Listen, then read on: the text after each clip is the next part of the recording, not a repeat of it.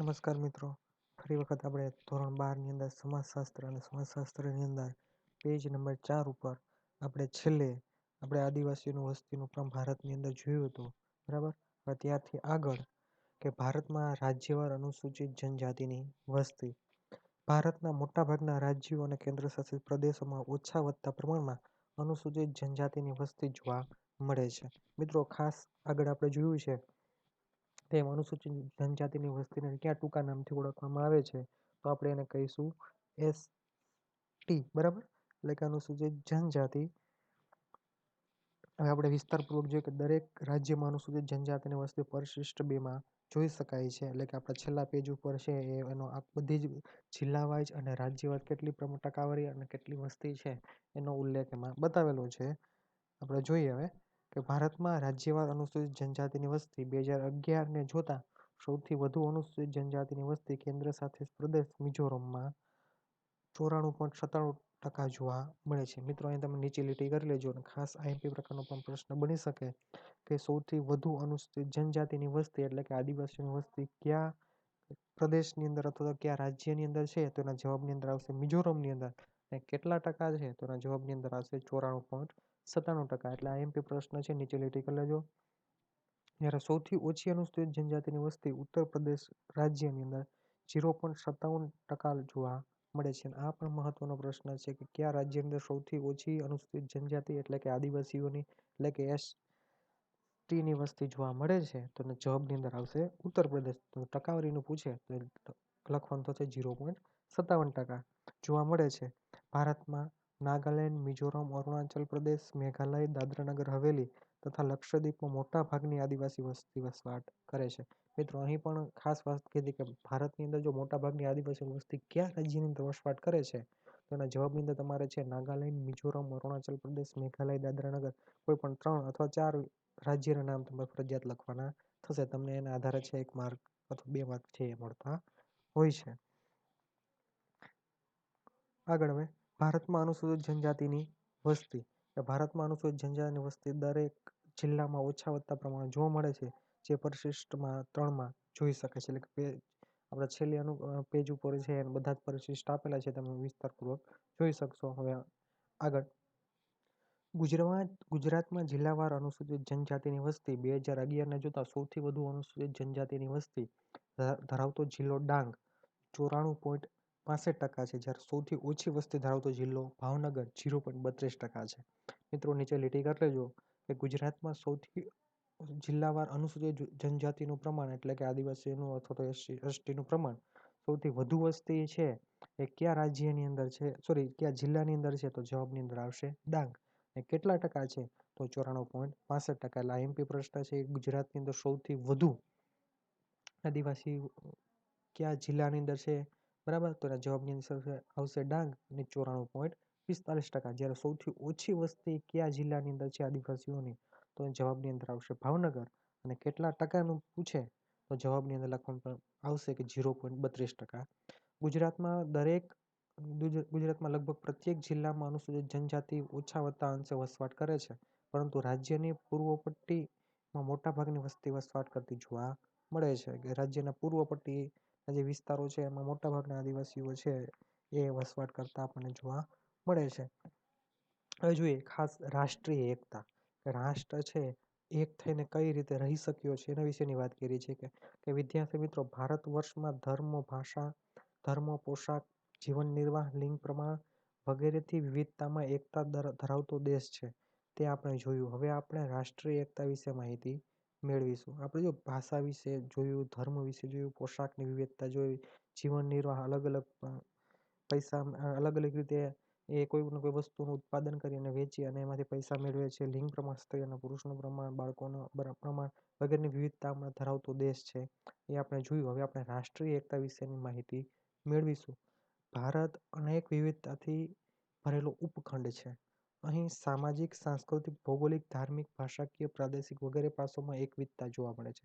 હવે જો વાત કરીએ સમાજની અંદર પણ વિવિધતા છે, સંસ્કૃતિની અંદર વિવિધતા છે. આપણા ગુજરાતની જે સંસ્કૃતિ છે, રીત રિવાજો છે, માન્યતાઓ છે, આપણે ઉત્તર પ્રદેશ છે, રાજસ્થાન છે અથવા તો બિહાર કે કોઈ પણ બીજા રાજ્યની અંદર જાય તો ત્યાં પણ સંસ્કૃતિની અંદર વિવિધતા આપણે જોવા મળે. ભૌગોલિક વિવિધતા આપણે ઉત્તરની અંદર ખાસ કરી હિમાલય ને હિમાચલ પ્રદેશ ને બધા વિસ્તારોની અંદર જશું તો ત્યાં છે પહાડી અને ટેકરાવ જમીન છે. જ્યારે આપણે ગુજરાતની અંદર ને બધા વિસ્તારોની અંદર સપાટ સમતળ જમીન આપણને જોવા મળે છે. ભૌગોલિક પણ વિવિધતા આપણને જોવા મળે છે. ધાર્મિક વિવિધતા ખાસ કરીને ધર્મની અંદર ઘણા બધા પ્રદેશો વિસ્તારોની અંદર છે. કેટલાક વ્યક્તિ માનતા હોય, કેટલાક વ્યક્તિ ન માનતા હોય. એટલે ધર્મની અંદર પણ છે વિવિધતા આપણને જોવા મળે. આપણે ખ્યાલ છે કે આગળ જોવાના છે અલગ અલગ પ્રકારના 11 જેટલા ધર્મો છે એને વિસ્તારપૂર્વક માહિતી જોશું જ. એટલે ધાર્મિક વિવિધતા છે, ભાષાકીય વિવિધતા છે. આપણે આગળ જોઈ લઈશું કે ભારતના બંધારણની અંદર 22 માન્ય ભાષાઓ છે. તો ભાષાની અંદર વિવિધતા પણ આપણે કહી શકીએ. પ્રાદેશિક વગેરે ભાષાઓનો અનેકવિધ જોવા મળે છે. આ વિભિન્ન ઉપજૂથો વચ્ચે પારસ્પરિક એટલે મિત્રો ખાસ જો પારસ્પરિક એટલે અંદરો અંદર વિભિન્ન જૂથો વચ્ચે ભાષાનું જૂથ હોઈ શકે, પોશાકનું જૂથ હોઈ શકે, ધર્મનું જૂથ હોઈ શકે, બરાબર. એટલે આ બધા વિભિન્ન જૂથો વચ્ચે પારસ્પરિક એટલે અંદરો અંદર સહકાર એટલે એકબીજાને જરૂરિયાત પૂર્ણ કરી શકવા માટે, મદદ કરવા માટે એવા સહકાર ભર્યા, સુમેળ ભર્યા સંબંધો હોય તે જરૂરી પણ અનિવાર્ય છે. આપણે જો એક રહી શક્યા છે તેનું કારણ છે આપણે હળીમળી અને એકબીજાની મદદ કરી સાથ સહકારને કારણે જરૂરી નહીં જરૂરી નહીં પરંતુ અનિવાર્ય છે. એના વગર ચાલી શકે એમ જ નથી એટલે શબ્દ કીધો છે અનિવાર્ય છે.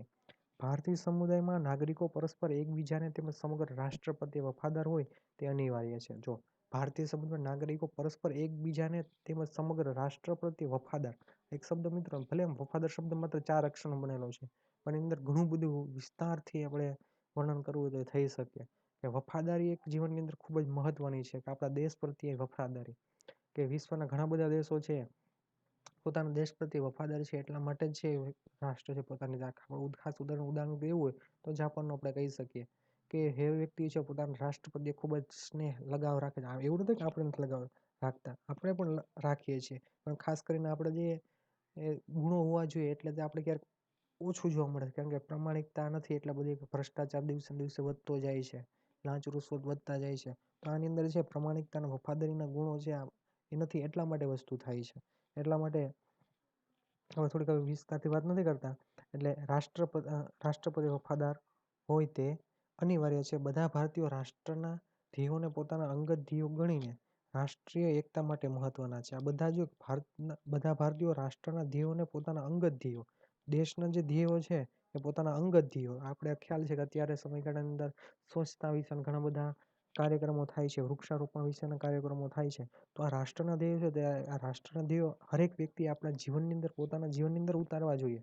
કે હું કોઈ પણ જગ્યાએ ગંદકી નહીં કરું, ને ગંદકી હશે તો સાફ કરવાનો પ્રયત્ન કરીશ, વૃક્ષારોપણને મહત્વ આપીશ, કોઈ વ્યક્તિ વૃક્ષો કાપતા હશે તો એને ન કાપવા માટે એને સમજાવીશ, બરાબર. એટલે રાષ્ટ્રના જે ધ્યેયો છે એ વ્યક્તિ પોતાના ધ્યેયો સમજી અને એ આગળ આવશે ત્યારે આપણો દેશ સ્વાભાવિક રીતે આગળ આવી શકશે. એટલે અંગત ધ્યેયો ગણે તે રાષ્ટ્રીય એકતા માટે મહત્વનું છે. ભારતીય સમુદાયના વિકાસ કે પ્રગતિમાં હાલ કોમવાદ, આતંકવાદ, જ્ઞાતિવાદ, નક્સલવાદ, પ્રદેશવાદ, ભાષાવાદ, અલગતાવાદ જેવી અનેક સમસ્યાઓ પડકારરૂપ છે. મિત્રો ખાસ વસ્તુ મહત્વની છે, નીચે લીટી કરી લેજો. પરીક્ષાની અંદર પ્રશ્ન પણ પૂછી શકાય એવો છે કે ભારતના વિકાસમાં કઈ કઈ સમસ્યાઓ અવરોધરૂપ છે. ફરી વખત પ્રશ્ન બોલું છું કે ભારતના વિકાસમાં કઈ કઈ સમસ્યાઓ અવરોધરૂપ છે. તો એના જવાબની અંદર આવી શકશે કોમવાદ, આતંકવાદ, જ્ઞાતિવાદ, નક્સલવાદ, પ્રદેશવાદ, ભાષાવાદ, અલગતાવાદ જેવી અનેક સમસ્યાઓ પડકારરૂપ છે. હવે જો આપણે ખ્યાલ છે કોમવાદ, આપણે જે જ્ઞાતિવાદ કહેતા હોય છે, આતંકવાદ આપણે ખ્યાલ છે કે આતંકવાદી પ્રવૃત્તિને કારણે છે કાશ્મીર ને બધા જે ખાસ કરીને બિહાર બીજા ઘણા બધા રાજ્યોની અંદર છે એ ત્યાં માણસો ઘણા બધા પરેશાન છે આતંકવાદી પ્રવૃત્તિના કારણે. પછી જ્ઞાતિવાદ, આપણે જે જ્ઞાતિનું જ મહત્વ આપણે સ્વીકારે નહીં કે મારી જ જ્ઞાતિ શ્રેષ્ઠ, બીજાની જ્ઞાતિ શ્રેષ્ઠ નહીં, એક માન્યતાને કારણે છે એ પણ છે એક આપણા રાષ્ટ્રના વિકાસની અંદર એ અવરોધરૂપ સમસ્યા છે નક્સલવાદ. મિત્રો ખાસ નક્સલવાદ છે એ બિહાર, છત્તીસગઢ ને બધા વિસ્તારોની અંદર વધુ પ્રમાણની અંદર છે. નક્સલવાદ શબ્દ આપ્યો છે મિત્રો કે નક્સલબાડી નામનું ખાસ કરીને બિહાર કે આસપાસના રાજ્યની અંદર એક ગામ હતું અને ત્યાં ખાસ કરીને જમીનદારો તરફથી છે આ ગામના વ્યક્તિઓને ખૂબ જ અન્યાય અને અન્યાય કરવામાં આવતો, શોષણ કરવામાં આવતું અને કેટલાક વ્યક્તિઓ છે આ શોષણ સામે વિરોધ કરે છે અને એકત્ર થાય છે, સંગઠિત બને છે અને જે જમીનદારો હોય છે, પૈસાદાર વ્યક્તિ હોય છે, એનો વિરોધ કરે છે અને એમ કરતાં કરતાં છે એક પોતાના ગામમાંથી ઊભું થયેલું જૂથ એ આસપાસના ગામની અંદર ફેલાય છે. એવી રીતે છે આખી નક્સલવાદી પ્રવૃત્તિ છે. ખાસ કરીને ધનવાન વ્યક્તિઓને લૂંટી અને કોઈને કોઈ રીતે છે એને પરેશાન કરતા વ્યક્તિઓમાંથી મુક્ત થવા માટેનો પ્રયત્ન કરતા હતા. નક્સલવાદ પણ હવે છે એનું આખું સ્વરૂપ બદલાઈ ગયેલું. પહેલાંનું સ્વરૂપ સારા માટે હતું કે અન્યના શોષણમાંથી મુક્ત થવા માટે થતું હતું, પરંતુ હવે છે ઘણી વખત છે સરકાર સામે અને કાયદા અને પ્રશાસન સામે પણ એ વસ્તુ વિરોધ થાય છે.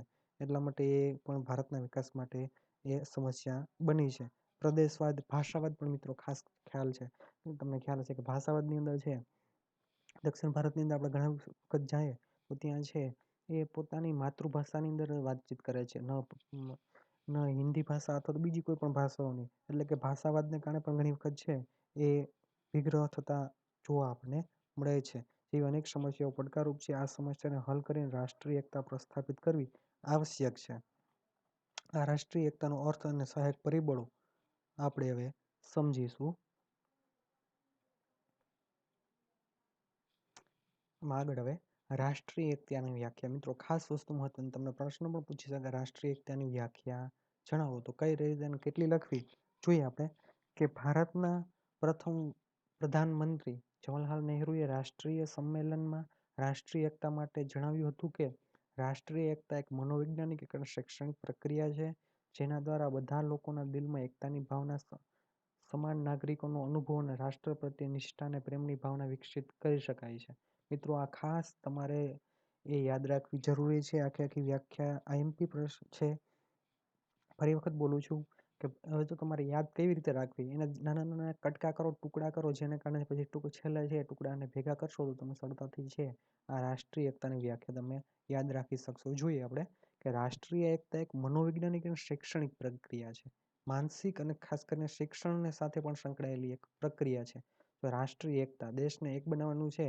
એ માનસિક રીતે એને જો મજબૂત બનાવવામાં આવશે અને સાથે સાથે શિક્ષણનો ઉપયોગ થશે તો છે દેશ એક બની શકે. એટલે રાષ્ટ્રીય એકતા એક શૈક્ષણિક અથવા તો મનોવૈજ્ઞાનિક પ્રક્રિયા છે, જેના દ્વારા બધા લોકોના દિલમાં એકતાની ભાવના, સમાન નાગરિકોનો અનુભવ.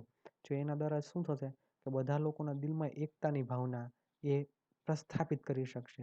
આપણે બધા સમાન નાગરિકોનો અનુભવ, આપણે બધા નાગરિકો સમાન છીએ, એક છીએ, એવી રાષ્ટ્ર પ્રત્યે નિષ્ઠા અને પ્રેમની ભાવના વિકસિત કરી શકે.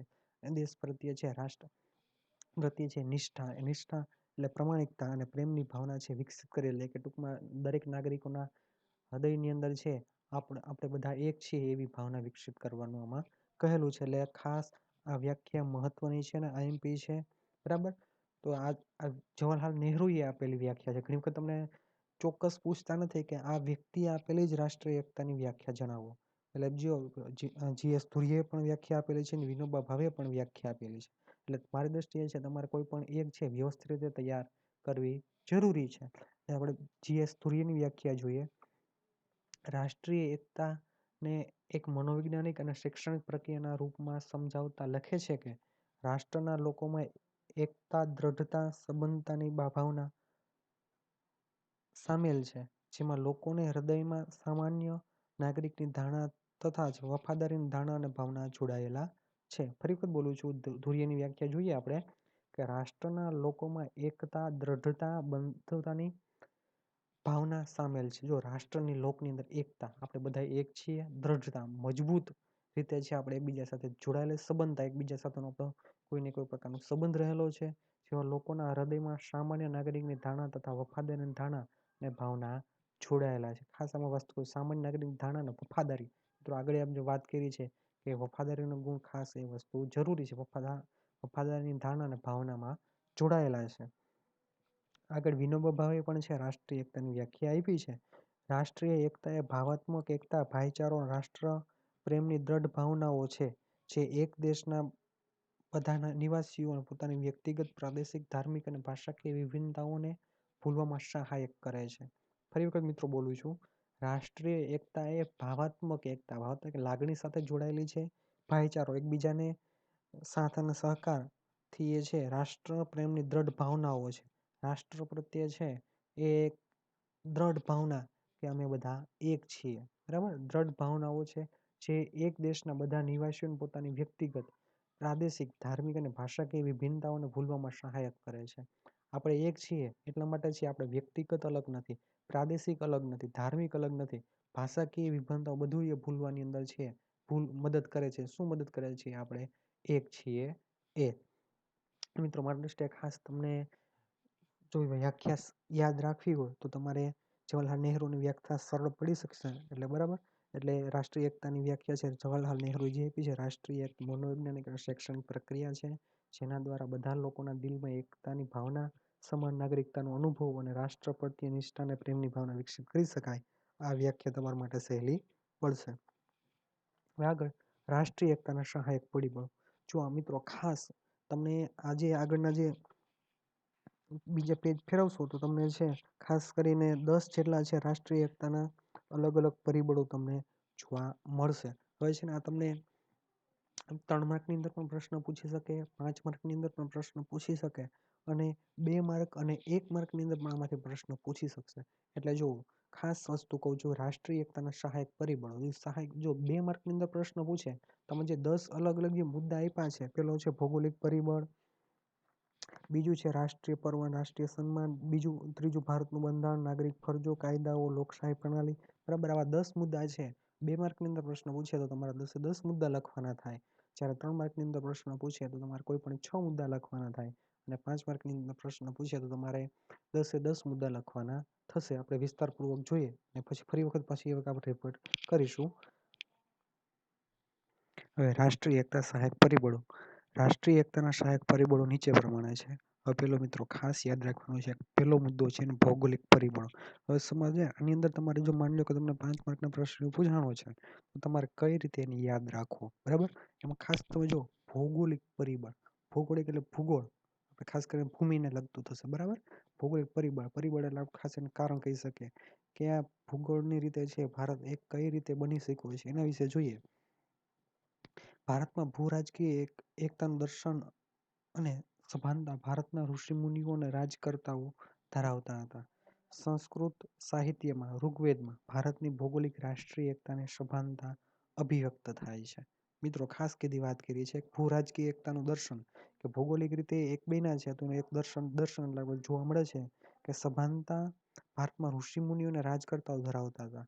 ઋષિમુનિઓ અને ખાસ કરીને જે રાજા મહારાજાઓ હતા એ એક બનીને રહેવાની એ હિમાયત કરતા હતા. સંસ્કૃત સાહિત્યની અંદર પછી વાત કરીએ ઋગ્વેદની અંદર, આપણે જે 4 વેદો છે એની અંદર ઋગ્વેદ ભારતની ભૌગોલિક રાજકીય એકતાની સભાનતા અભિવ્યક્ત કરે છે.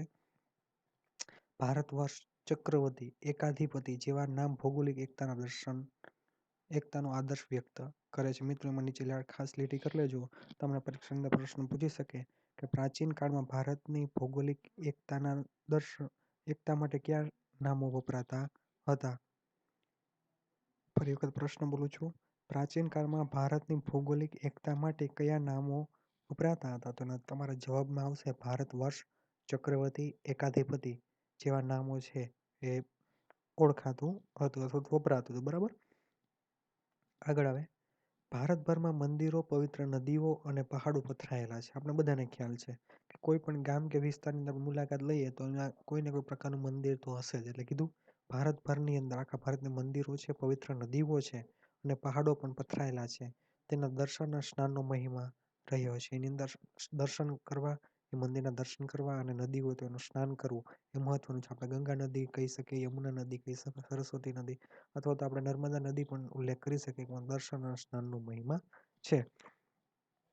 તેથી આ બધા સ્થળો યાત્રાધામોનો વિકાસ થયો છે. તે કોઈને કોઈ રીતે છે યાત્રાધામના વિકાસ થયેલો આપણે જોવા મળે છે. આપણે સોમનાથ દર્શન છે કરવા જઈએ છીએ, દ્વારકા જઈએ છીએ, મથુરા જઈએ છીએ. બરાબર. યમુનાજીના દર્શન કરીએ છીએ, સ્નાન કરીએ છીએ, ગંગા નદીની અંદર આપણે સ્નાન કરીએ છીએ, નર્મદા નદીની અંદર સ્નાન કરીએ છીએ. આ બધા દર્શન અને સ્નાનનો મહિમા છે. આ બધા યાત્રાધામો એટલે ખાસ કરીને તેનો વિકાસ થયો છે. ધર્મ સ્થળોની યાત્રાની સંસ્કૃતિ, રમણીય અને અવાખાનું સ્થળો જે હંમેશા ભારતના લોકોને ભારતભરના વિવિધ પ્રદેશોમાં પરિભ્રમણ, પર્યટન કરવા માટે પ્રોત્સાહિત કરે છે.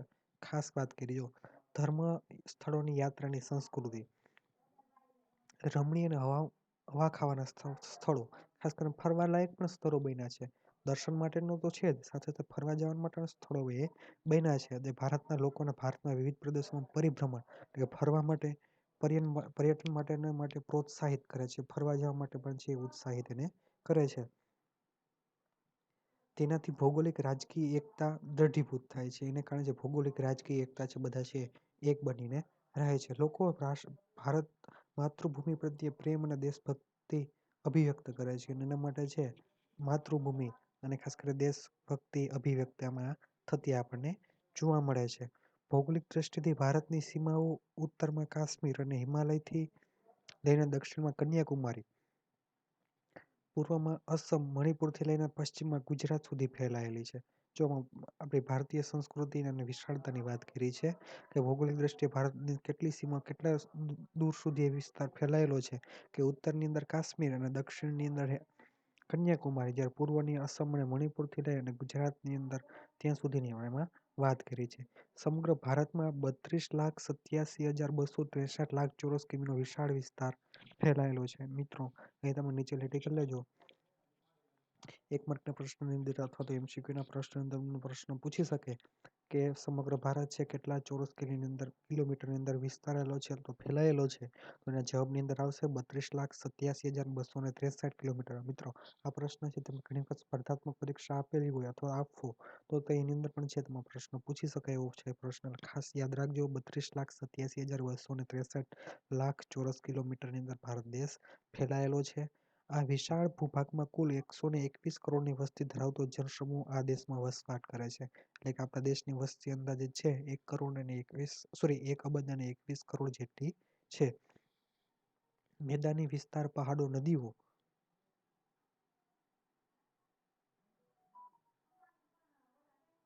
સમુદ્ર, જંગલ અને રણ જેવી ભૌગોલિક વિશિષ્ટતાઓ ધરાવતો ભારત દેશ છે. જો મેદાનોની પણ વિવિધતા છે. રેગિસ્તાન વાળું મેદાન છે, રણભૂમિ છે, એક સપાટ મેદાન છે, ફળદ્રુપ મેદાન છે, બરાબર. પહાડો પણ છે, નદીઓ છે, સમુદ્ર, જંગલ અને રણ જેવી ભૌગોલિક વિશિષ્ટતા ધરાવતો આપણો દેશ ભારત છે. આ બધી અંદર વિશિષ્ટતા છે.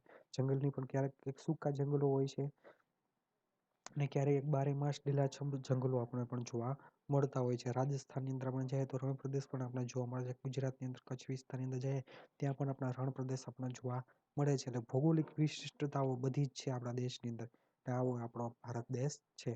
ઐતિહાસિક રીતે નાના નાના રાજ્યોમાં વહેંચેલો ભારત એક દેશ તરીકે પ્રસિદ્ધ પામ્યો છે. જો ઐતિહાસિક રીતે નાના નાના રાજ્યો આપણે ખ્યાલ જ હશે આપણા દેશની અંદર છે કેટલા રાજ્યો છે, ખ્યાલ છે કોઈને? ખાસ તમને ખ્યાલ હશે કે પહેલા આપણા દેશની અંદર 29 રાજ્ય હતા, બરાબર. પરંતુ આ જમ્મુ કાશ્મીરની અંદર છે એ જે આપણી કલમ હતી એ રદ કરી અને ત્યાં જમ્મુ કાશ્મીર આખા રાજ્યને છે કેન્દ્ર શાસિત પ્રદેશ લદ્દાખ અને જમ્મુ કાશ્મીર એવું અલગ કેન્દ્ર શાસિત પ્રદેશ બનાવ્યો. એટલે કે અત્યારે આપણે જોવા જઈએ તો આપણા દેશની અંદર ભારત દેશની અંદર 28 રાજ્યો, બરાબર. પેલા 29 હતા એની જગ્યાએ એક રાજ્ય ઘટ્યું જે જમ્મુ કાશ્મીર અને લદ્દાખ હતું એને કેન્દ્ર શાસિત પ્રદેશ બનાવ્યું છે. એટલા માટે રાજ્યનો દરજ્જો એને કેન્સલ થાય છે અને એની જગ્યાએ કેન્દ્ર શાસિત પ્રદેશનો દરજ્જો લાગે છે. એટલે કુલ ભારત દેશની અંદર 28 રાજ્ય છે. જ્યારે કેન્દ્ર શાસિત પ્રદેશ પહેલા આપણે 7 હતા એની જગ્યાએ કેન્દ્ર શાસિત પ્રદેશો 8 થશે, બરાબર.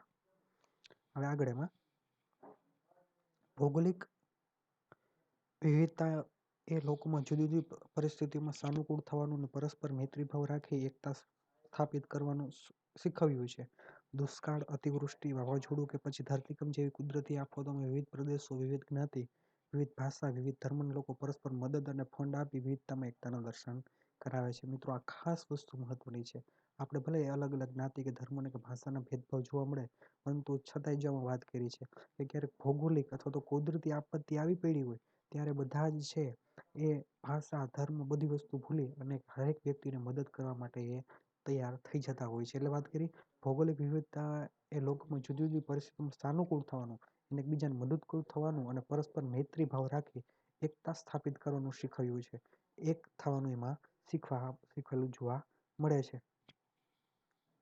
કોઈ વિસ્તારની અંદર દુષ્કાળ પડ્યો હોય તો દુષ્કાળને વ્યક્તિઓને મદદ કરવા માટે છે અલગ અલગ રાજ્યમાં અલગ જિલ્લામાંથી છે અનાજ પહોંચાડવામાં આવે છે. પશુ પ્રાણીઓને છે એ નીણ અથવા એ બીજી જરૂરિયાત પણ વસ્તુ મોકલવામાં આવે છે. અતિવૃષ્ટિ ખૂબ જ વરસાદ વરસ્યો હોય તો માણસો છે એ ઘણા બધા વિસ્તારો ઘરની અંદર પાણી ઘૂસી ગયું હોય તો રાહત સામગ્રી પણ છે ત્યાં પહોંચાડવામાં આવે છે. વાવાઝોડા આવ્યું હોય, મકાનો તૂટી ગયા છે, ઉડી ગયા હોય છે, તો ત્યારે પણ છે એ અલગ અલગ પ્રદેશ વિસ્તારમાંથી હરેક વ્યક્તિ એને મદદ કરે છે. ધરતીકંપ છે, આપણે ખ્યાલ છે કે કચ્છના આવેલા ભૂકંપની અંદર છે દેશ વિદેશની અંદર હરેક વ્યક્તિઓ છે એની અંદર મદદ કરેલી છે. અને 2019ની અંદર દક્ષિણ ભારતની અંદર છે એ ખૂબ જ વરસાદને કારણે છે, અતિવૃષ્ટિને કારણે છે, ત્યાં પણ છે કેટલાય વ્યક્તિઓ છે એને મદદ કરી છે. એટલે કે આમાં કુદરતી અને માનવસર્જિત આપત્તિ ક્યારે આવેલી હોય તો હરેક વ્યક્તિઓ છે એ પોતાના જ્ઞાતિ, ધર્મ, ભાષા, પ્રદેશ, રાજ્યને ભૂલી અને એકબીજાની મદદ કરવા એ તત્પર થતા હોય છે. એટલે વિવિધ જ્ઞાતિ, ભાષાને બધું ભૂલી અને દેશના એકતાના દર્શન આપણે થયા કહી શકીએ છીએ.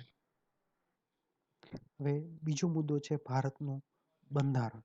ભારતનું બંધારણ છે રાષ્ટ્રીય એકતામાં કઈ રીતે મહત્વની ભૂમિકા ભજવી શકે છે એકતા માટે. તો જોઈએ ભારતનું બંધારણ. આટલા બધા વૈવિધ્યભર્યા દેશમાં રાષ્ટ્રીય એકતા સર્જવામાં કોઈ પાયાનું પરિબળ હોય તો ભારતનું બંધારણ છે. મિત્રો આપણે જે વિવિધતા ભરેલા દેશની અંદર જો કોઈ મહત્વનું કારણ જો એક બનવાનું કેવું હોય તો આપણું બંધારણ છે. બંધારણની ઘણી બધી સારી એવી જોગવાઈઓ છે જેને કારણે છે આપણો દેશ એક બનીને રહી શક્યો છે. ભારત એ વિવિધ રાજ્યોનો સંઘ છે. મિત્રો ખાસ વાત કરી, જો વિવિધ રાજ્યો આગળ આપણે વાત કરી કે 28 જેટલા રાજ્યો છે, બરાબર. આ બધા જ રાજ્યોને ભેગા મળી અને એક સંઘ બને છે, દેશ બને છે, બરાબર. અલગ અલગ આપણે કહેતા હોય ને કે 5 આંગળીઓ અલગ અલગ હોય પરંતુ બધી 5 આંગળીઓ ભેગી થઈ જાય તો આપણે મુઠ્ઠી બનતી હોય છે, બરાબર. એ રીતે આ અલગ અલગ રાજ્યો છે ભેગા મળી અને ભારત દેશ આ બને છે. ભારત એ વિવિધ રાજ્યોનો સંઘ છે. આ સંઘ રાજ્યોને જોડતો કોઈ લેખિત દસ્તાવેજ હોય તો તે ભારતનું બંધારણ. આ બધા જ અલગ અલગ રાજ્યોને જોડતો એક સંઘ કોઈ દસ્તાવેજ કેવો હોય તો એ આપણું ભારતનું બંધારણ છે. ભારતમાં બંધારણમાં આમુખમાં ભારત એ સર્વભૌમ, સમાજવાદી, બિનસાંપ્રદાયિક, લોકતાંત્રિક અને પ્રજાસત્તાક રાજ્ય છે. મિત્રો ખાસ વાત સમજવાનું છે, આમુખની અંદર એટલે શરૂઆતની અંદર છે ઉલ્લેખ સર્વભૌમ. આ ભૂમિ આખા બધી ભૂમિની અંદર સમાજવાદી, સમાજને બધા વ્યક્તિઓની વાત કરી. પછી બિનસાંપ્રદાયિક, આ વસ્તુ મહત્વની છે. બિનસાંપ્રદાયિક આપણે જે અલગ અલગ સંપ્રદાયો છે એટલે કે એક જ સંપ્રદાયમાં ન માનતા બધા જ સંપ્રદાયોને આદર અને સન્માન આપવું અને સ્વીકારવાની વાત કરી. બિનસાંપ્રદાયિક, લોકતાંત્રિક, લોકો દ્વારા ચાલતું તંત્ર, બરાબર. લોકતાંત્રિક એટલે શું થાય? લોકો દ્વારા ચાલતું તંત્ર. આપણે ખ્યાલ છે દર 5 વર્ષે ચૂંટણી આવે છે અને કોઈ પણ ઉમેદવાર હોય તેમાં વિજેતા બની અને ટૂંકમાં શાસન ચલાવતો હોય છે. કે લોકતાંત્રિક અને પ્રજાસત્તાક, પ્રજાના હાથની અંદર સત્તા છે. 5 વર્ષ થાય પછી કોઈ નવો નેતા અથવા કોઈ પણ વ્યક્તિને ચૂંટી અને આગળ એના લઈ જતો હોય છે. પ્રજાસત્તાક પ્રજાના હાથની અંદર સત્તા છે એવો પ્રજાસત્તાક દેશ છે, રાજ્ય છે. અને ન્યાય, સ્વાતંત્ર્ય, સમાનતા તેના પાયા છે. ખાસ મિત્રો આપણે બંધારણ જ કેવું હોય તો એને ન્યાય, સ્વતંત્ર અને સમાનતા. કોઈ આપણે હરેક વ્યક્તિને યોગ્ય ન્યાય મળે છે, સ્વતંત્ર મળે છે. કોઈ પણ જગ્યાએ વસ્તુ સ્વતંત્ર ખાસ વસ્તુ મહત્વની છે. કોઈ પણ જગ્યાએ ફરવાની, કોઈ પણ જગ્યાએ જમીન ઉપર વસ્તુ ખરીદવાની, એટલે બધી જ રીતે આપણે સ્વતંત્રતા, સમાનતા, હરેક વ્યક્તિ આપણે સમાન છે ના પાયા છે. ભારતના બંધારણમાં સમાનતાના અધિકારમાં ધર્મ, જાતિ, જ્ઞાતિ, લિંગ કે જન્મસ્થળના કારણોસરના ભેદભાવ ઉપર કાયદા દ્વારા પ્રતિબંધ મૂકવામાં આવેલ છે. આપણે જો વાત કરી છે કે આપણે બંધારણની અંદર ઉલ્લેખ કર્યો છે કે કોઈ પણ વ્યક્તિ ધર્મને કારણે ભેદભાવ ન થવો જોઈએ, જાતિને કારણે કોઈ પણ પ્રકારનો ભેદભાવ ન થવો જોઈએ, જ્ઞાતિને કારણે કે લિંગ અથવા જન્મ સ્થળને કારણે પણ છે એને કોઈ પણ પ્રકારનો ભેદભાવ એની સાથે કરી શકાય નહીં. જો કદાચ ભેદભાવ રાખવામાં આવે તો કાયદેસરની કાર્યવાહી કરી એના સામે વિરુદ્ધ કેસ પણ એ થઈ શકે છે.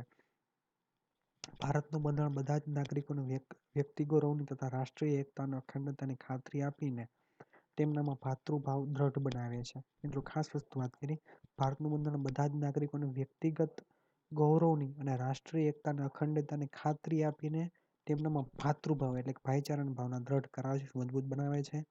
ભારતનું બંધારણ ભારતને ધર્મનિરપેક્ષ રાજ્ય તરીકે સ્વીકારે છે. ભારતનું બંધારણ છે ભારત ધર્મનિરપેક્ષ, એક ધર્મમાં ન માનનારો, એની જગ્યાએ શું કીધું? ધર્મનિરપેક્ષ, એટલે એક જ ધર્મમાં ન માનનારો એવો બધા જ ધર્મોને સ્વીકારનારો માનનારો દેશ છે. આ રાજ્ય તરીકે સ્વીકારે છે. એટલે કે ભારત રાજ્યનો કોઈ ધર્મ નથી, બધા જ ધર્મો માટે સમાન આદર અને રક્ષણ મળે છે. આની અંદર આપણા દેશની અંદર બધા જ ધર્મોને જે સમાન આદર અને રક્ષણ મળે છે. બધા જ નાગરિકોને મુક્તપણે ધર્મ માનવા અને પાળવાનો અને પ્રચાર કરવાનો અધિકાર બંધારણે આપ્યો છે. બધા જ નાગરિકોની વાત કરી છે કે બધા જ નાગરિકોને છે કોઈ પણ ધર્મ એને પાળવો હોય તો છોડે છે. એમ લાગે કે મને આ ધર્મ સ્વીકારવો છે, મને ગમે છે, તો એ પણ ધર્મ, કોઈ પણ ધર્મ તમે સ્વીકારી શકો અને પાળી શકો, પ્રચાર પણ કરી શકો. બીજા વ્યક્તિને પણ કહી શકો તમે આ ધર્મ પાળો એની જગ્યાએ, બરાબર. એટલે મુક્તપણે ધર્મ માનવા અને પામવાનો, પાળવાનો અને પ્રચાર કરવાનો અધિકાર બંધારણે આપ્યો છે. ભારતમાં કોઈ પણ સ્થળે વસવાટ કરવા અને પોતાની આગવી ભાષા, લિપિ કે સંસ્કૃતિ ધરાવતા લઘુમતી જૂથોને આ બધાનું જતન કરવાનો અને જાળવવાનો અધિકાર બંધારણે આપ્યો છે. એટલે વાત કરી છે તો આગવી ભાષા, લિપિ અને સંસ્કૃતિ ધરાવતા લઘુમતી જૂથોને બધાનું જતન કરવાનો અને પાળવાનો અધિકાર બંધારણ આપ્યો છે. બધા જ રીતે બંધારણની અંદર છૂટછાટ આમાં આપેલી છે. આ બધા અધિકારો રાષ્ટ્રીય એકતાના ઘડતરમાં પ્રાથમિક ભૂમિકા ભજવે છે. અને જે બંધારણની અંદર જે અધિકારો આપ્યા છે એ રાષ્ટ્રીય એકતા ઘડવામાં મહત્વના, પ્રાથમિક ભૂમિકા ભજવવામાં ખૂબ જ મહત્વના એ બને છે. એટલે ખાસ આજે આપણો દેશ એક બની શક્યો છે તેમાં બંધારણની સૌથી વધુ ભૂમિકા આપણે એને કહી શકીએ. આભાર મિત્રો. હવે આગળનો મુદ્દો છે આપણે બીજા વિડીયોની અંદર આપણે જોશું. આભાર.